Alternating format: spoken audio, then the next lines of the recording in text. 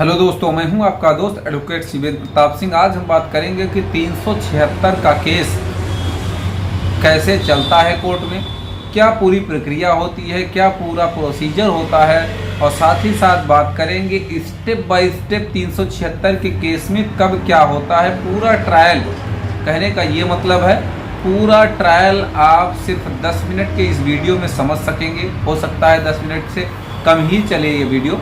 तो ख़ास तौर से ये वीडियो आज का जो है सिर्फ अधिवक्ता के लिए नहीं भाई, हमारे जूनियर अधिवक्ता बंधुओं के लिए भी है, जो 376 का केस फेस कर रहा है, अक्यूज के लिए भी है और पीड़िता के लिए भी है। कहने का ये मतलब आज का यह वीडियो कह सकते हैं आप वकील के लिए भी है, और जो दोनों पक्ष एक दूसरे से जो मुकदमा लड़ रहे हैं 376 का केस का सामना कर रहे हैं, उनके लिए भी है कि कब स्टेप बाय स्टेप हमारे मुकदमे में कब क्या होता है, इसके बारे में डिटेल से आप जानेंगे।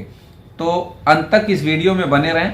376 के केस में कब क्या होता है, एक एक चीज़ आपको स्टेप बाय स्टेप आपको हम बताने चल रहे हैं। सबसे पहले देखिए कि अगर कोई भी अपराध होता है तो उसकी सूचना थाने पर दी जाती है। सूचना मिलने के बाद FIR दर्ज होती है।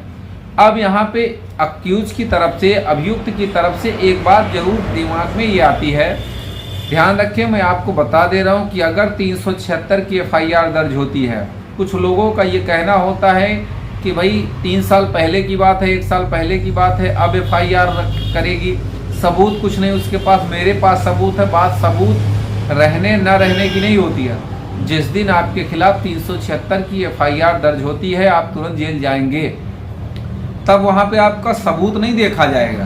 सबूत का काम बाद में आता है। 376 की FIR अगर आपके खिलाफ हो गई तो आप जेल पहले जाएंगे। तो चलिए बात करते हैं कि FIR हो गई। देखिए, जब कभी भी बात यहाँ सिर्फ 376 की नहीं, सभी क्रिमिनल केसों का ट्रायल इसी तरह से चलता है।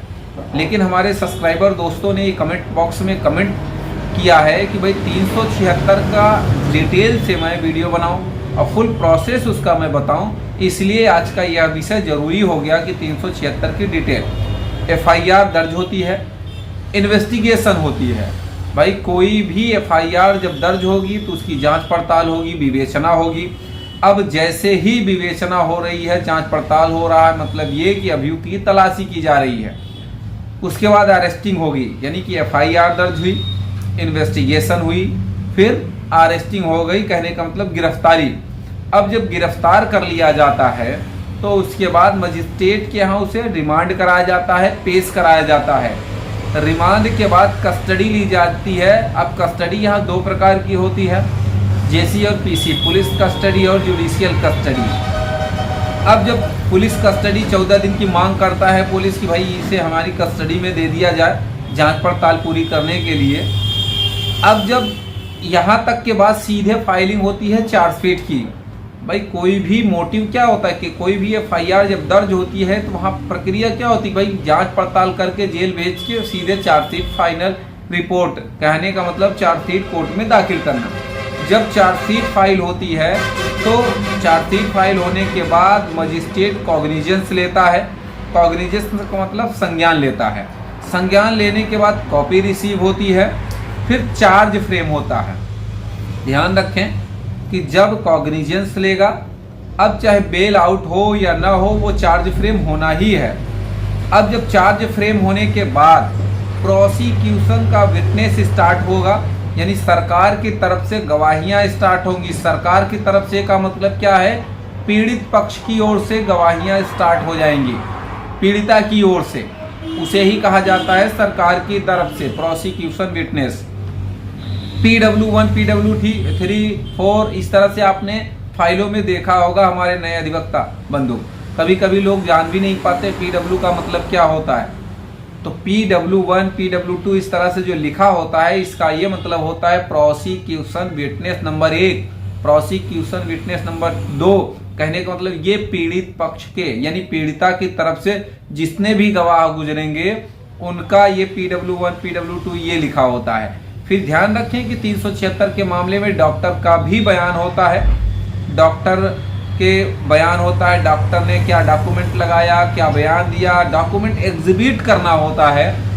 डॉक्यूमेंट एग्जिबिट करने का मतलब ये है कि जो है डॉक्टर ने क्या रिपोर्ट लगाई, क्या डॉक्यूमेंट लगाए, क्या रिपोर्टिंग किया, इसका मतलब ये हो जाता है फिर अब ये जब बयान होते हैं जितने भी PW1 PW2 इस तरह से, तो इसका जितना भी बयान होगा लड़की पक्ष का, पीड़ित पक्ष का, सरकार पक्ष का, उनके गवाहों से अक्यूज का वकील यानी कि जो अभियुक्त है, आरोपी है, उसका वकील सबसे क्रॉस एग्जामिनेशन करेगा, क्रॉस करता है, जिरह करता है कहा जाए। तो अब अगर इतना कंप्लीट होने के बाद फिर होता है 313 CRPC का, मतलब अभियुक्त का बयान होता है 313 में, स्टेटमेंट ऑफ अक्यूज, उसका बयान लिया जाता है। फिर वहां से फिर डिफेंडेंट विटनेस DW से शुरू हो जाता है। ध्यान रखिए कि जब 313 का बयान हो जाने के बाद जो बयान शुरू होगा वो अक्यूज के तरफ से गवाहों के बयान होंगे। वहां DW1 DW2 यानी डिफेंस का जो होता है बयान गवाहों का, उसका लिखा जाता है उसी तरह से। ध्यान रखें इन सब के दौरान, यानी कि जब भी अभियुक्त की तरफ से गवाही होगी वहां पे सरकारी वकील शांत होगा, सबके में क्रॉस करेगा बारी बारी से, जैसे अभियुक्त का पक्ष था। ध्यान रखिए कि जब तक पीड़ित पक्ष की गवाही चलेगी, जो प्रक्रिया है, तब तक की बात अलग है। तब तक वहां पे जब जिरह का मौका आता है तभी वो अक्यूज का वकील जिरह करता है, वरना defence advocate has to be silence. यहाँ पे जब तक पीड़ित पक्ष की बयान गवाही ये सब चलता है तब तक अक्यूज के वकील का कोई काम नहीं, सिर्फ जिरह में काम होता है। चलिए अब यहाँ पे सवाल ये होता है कि उसके बयान में, इसके 313 पे मैं डिटेल से वीडियो बनाऊंगा कि क्या उसने अपराध किया, क्या सवाल जवाब उससे होने हैं, इसके बारे में भी मैं बताऊंगा कि इस अपराध में कैसा सवाल जवाब होता है। भाई अलग अलग 376 में कैसा 313 होता है, और किसी चोरी के मामले में, लूट डकैती के मामले में क्या होता है, सबका अलग अलग वीडियो 313 पे आएगा। तो इसके बाद ध्यान रखें डिफेंस का जो एविडेंस होता है, अक्यूज की तरफ से गवाही शुरू होती है, उसका DW D2 ये सब हमने आपको बता दिया। फिर अक्यूज की बताया ना कि जितने भी गवाह होंगे अक्यूज की तरफ से, सरकारी वकील उनसे जिरह करता है। ये दोनों काम, यानी कि पीड़ित पक्ष की भी गवाही खत्म और अभियुक्त पक्ष की भी गवाही खत्म। उसके बाद सीधे आता है केस फाइनल आर्गूमेंट पर। अब फाइनल आर्गूमेंट के बाद होता है जजमेंट। ध्यान रखें फाइनल आर्गूमेंट तक अक्यूज के वकील का मेन उद्देश्य क्या होना चाहिए कि जो भी चीज़ें हैं, जो भी मामला, उसमें डाउट क्रिएट करना। भाई जब डाउट क्रिएट होगा, कोई चीज़ें स्पष्ट नहीं होंगी तो अक्यूज को सजा नहीं होगी। ध्यान रखें बात यह भी है कि अगर आपने अपराध किया है, अपराधी हैं, तो आपको सजा होगी। अगर आपने अपराध नहीं किया है, फर्जी फंसाया गया है, तो कोई भी आपको सजा नहीं कर सकता। ध्यान रखें इस बात का। तो फाइनल आर्गूमेंट के बाद जजमेंट का समय आता है, फिर जजमेंट के बाद सजा पर बहस होती है। तो इस तरह से आपका ये पूरा प्रोसेस 376 का हमने बताया कि कब क्या होता है। ध्यान रखें ये सिर्फ 376 का ही नहीं है, इसी तरह से सारे क्रिमिनल केसों का ट्रायल चलता है। यही पूरी ट्रायल की प्रक्रिया होती है। तो अगर कोई शेष सवाल रह गया, हो सकता है हमसे छूट गया हो, तो आप कमेंट बॉक्स में अपने सवाल का जवाब ले सकते हैं। कमेंट जरूर करिएगा, और वीडियो अच्छा लगा तो भी आप कमेंट बॉक्स में एक कमेंट जरूर कर दीजिएगा, उसमें कोई कंजूसी नहीं। तो उम्मीद करता हूँ, आशा करता हूँ आज की यह जानकारी आपको अच्छी लगी होगी। अगर जानकारी पसंद आई तो वीडियो को लाइक करें, शेयर करें। यूट्यूब